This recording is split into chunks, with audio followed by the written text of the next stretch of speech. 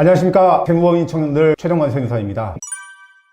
법인은요, 법적으로 인격을 부여한 거예요. 인격체가 있기 때문에 어떤 행위를 할 수 있어요. 법률 행위를 할 수 있고 어떤 의사결정 행위를 할 수 있어요. 그런데 대표자가 해주는 것 뿐이에요. 이거에 대해서 많은 사람들이 오해를 가지고 있는 게 뭐냐면, 내가 법인 만들었고 내가 주주고 내가 마음대로 한다는데, 법인카드 내가 마음대로 쓴다는데, 실제로 있어요. 실제로 나하고 법인하고 일체감이 완벽한 거예요. 부모가 아들에 대해서 자기 마음대로 하는 거하고 똑같은 거예요. 제 마음대로 해서 절대 안 됩니다. 법인을 설립했다는 뜻은 우리가 이전에 알지 못하는 영역에 어떤 통제를 받는다는 거예요. 그게 뭐냐면, 세법도 있지만 상법이라는 게 있어요. 통제를 하기 위해서 국가는 상법이라는 것을 만들었어요. 상법을 만들어서 법인의 행위를, 주식회사의 행위를 규제하는 거예요. 그래서 거기서 꼭 아셔야 될 게 주주총회라는 게 있어요. 주주총회. 그 다음 이사회라는 게 있죠. 그 다음에 감사도 있고요. 사적인 경비도 막 쓰고, 막 여행 가고 자녀 학원비 막 쓰고 막 이렇게 할 수는 있죠. 근데 반드시 대가를 따르게 됩니다. 규정, 절차 이런 걸 잘 지켜야 돼요. 이런 게 있다는 거, 그 정도만 아시고요. 염두하셨으면 좋겠습니다. 이 법인을 운영하면서 대표님들이 어떤 생각을 하냐면, 자금을 막 땡겨 쓰고 싶은 거죠. 막 자꾸 빼가려고 하는 거예요. 자꾸 빼가.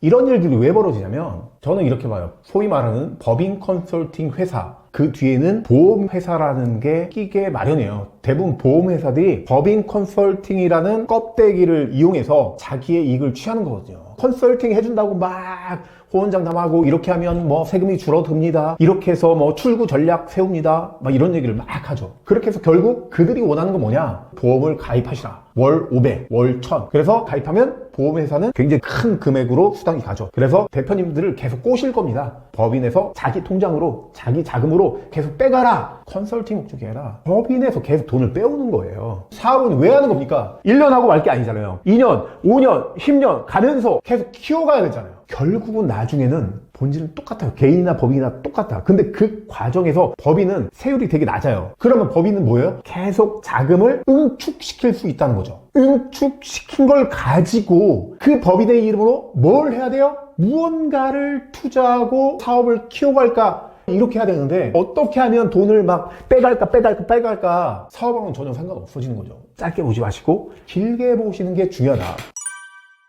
결국 종국에는 세금이 있습니다. 부가세가 있고 법인세가 있어요. 세금이 있어요. 근데 이 세금이 나오기 전에 무언가가 있다는 것을 인지하셔야 돼요. 그게 뭐냐면 회계예요. 회계. 재무제표, 재무상태표, 손익간서, 이런 것들을 통해서 세금이 산출되는 거예요. 근데 또 한 가지 아셔야 될 건, 이 재무제표가 만들어지기 전에 뭐가 존재하느냐? 경영관리 업무, 격리 업무가 존재해요. 자금이 나가고 자금이 들어오고, 돈이 지급되고 돈이 들어오고, 미수금 관리하고 미지금 관리하고, 돈 받을 곳 잘 받고, 돈 줄 곳 중복해서 주지 않고 잘 주고, 이런 관리가 되게 중요하거든요. 이게 무슨 뜻이냐? 격리 업무가 잘 되어야지 그 다음에 회계 업무가 잘 되는 거예요. 연결되어 있는 거예요.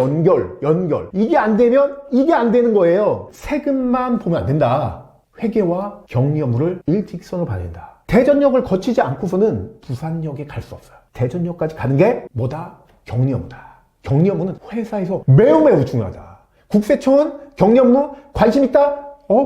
없습니다. 격리 업무 어떻게든 상관없어요. 진짜 상관없어요. 국세청은 오로지 세금만 봅니다. 그런데 대표님은 격리 업무를 더 중요하게 생각해야 돼요.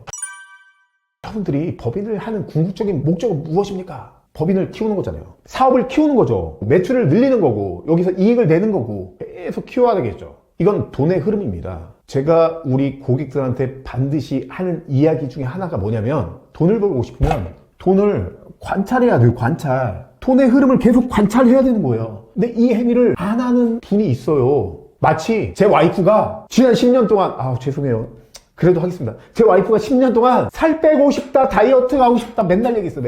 그런데 몸무게를 재지 않아. 돈을 진짜 잘 벌고 사업을 잘 하시는 분들이 반드시 하는 행위가 있거든요. 몸무게를 재러 저울에 올라간다는 거예요. 통장마다 얼마큼 있고 얼마큼 들어왔고, 쓸데없는데 나가지 않나, 어디서 들어오나, 이걸 계속 관찰하는 거예요. 이게 뭐냐? 전문 용어로 자금일보.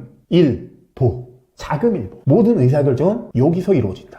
기업의 자금은 피하고 똑같아요. 이 피의 흐름이 멈춰버리면 그냥 죽습니다. 마찬가지예요. 법인의 흐름, 자금의 흐름을 매일매일 관찰하시라. 자금일보로 관찰하시라. 이 부분을 꼭 중요하게 말씀드리고 싶습니다. 앞으로 저희 유튜브는 사업하시는 분한테 세상이 알려주지 않는 관점의 이야기를 계속 하고 싶습니다. 댓글로 여러분들께서 중요하다고 생각하는 거 알려주시면, 그리고 좋으면 좋았다고 말씀해 주시면 큰 힘을 얻어서 더 좋은 콘텐츠로 여러분을 찾아갈 것을 약속드리겠습니다. 힘이 되어 주십시오. 감사합니다.